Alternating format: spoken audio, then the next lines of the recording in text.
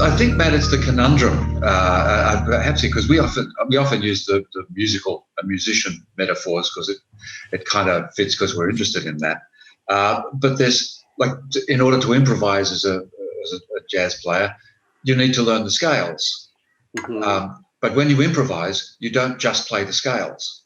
So it's this conundrum of how to learn the techniques and learn all the things, but not learn them so you can simply reproduce them, but so that something else emerges.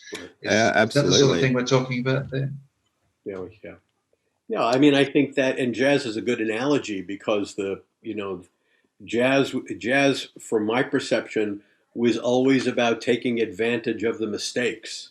On one hand, you make a mistake, and then that becomes a window to a new form or a new way of playing.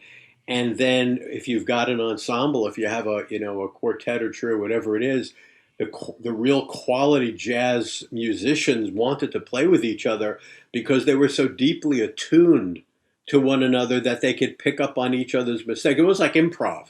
It isn't like, but you did it wrong. It was like, ooh, let's go there.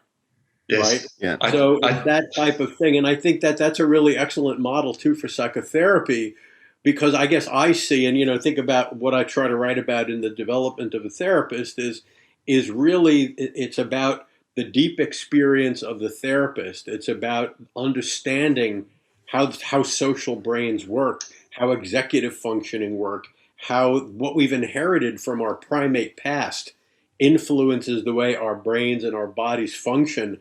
And so therapy to me is this sort of like this deep connection that therapists and clients do together in that process. And that's, at least from what I see on my side of the water, is that that's not what people are getting taught to do. They're getting taught how to do programmatic interventions. Yeah. Acceptance and commitment therapy. And it's like, okay, well, it means accepting your problems and committing to change them. So this is, as far as I can tell, this is just a different way to sell books. It's not anything new. But the problem is that it confuses students because now there's another therapy with another set of letters that they have to learn. If they had learned fundamental, psychodynamic and humanistic and cognitive behavioral, therapies, they would look at all of these things floating by like Siddhartha did, and watching the river go by and say, oh, there's another one. There's another one. There's another one. But instead they're insecure and confused, and they're looking for the right script as opposed to the proper experience and stance. Well, this is this client responsive stuff that Tony Rossi and Milton Erickson, I suppose, going back as looking at, because what surprises me is that so many therapeutic approaches that we talk about as brand new and exciting, and this is the big breakthrough. As an old actor, I can find in Shakespeare. In the sense that Shakespeare wasn't doing it as a therapeutic thing, he was just writing about the human condition and the natural way.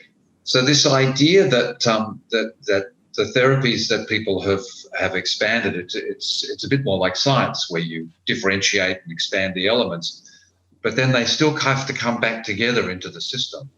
And I think one of the things that really is interesting, and I don't know whether it's surprising, it's not surprising to Matt and I because it's the way we think, but this idea that one of the ways in which you can improve the way you integrate and improvise and all these words we're talking about is actually kind of working on the self, working on you as a person. That's something that seems to be, or as a therapist, as the person of the therapist. Now I'm stumbling around, so save me here and speak to those thoughts. Yeah. Thank you for tuning in to the Science of Psychotherapy. Please like this video, subscribe to our channel, and hit that bell so that we can reach more people and bring you more Science of Psychotherapy. And if you're a mental health professional, check us out at thescienceofpsychotherapy.com.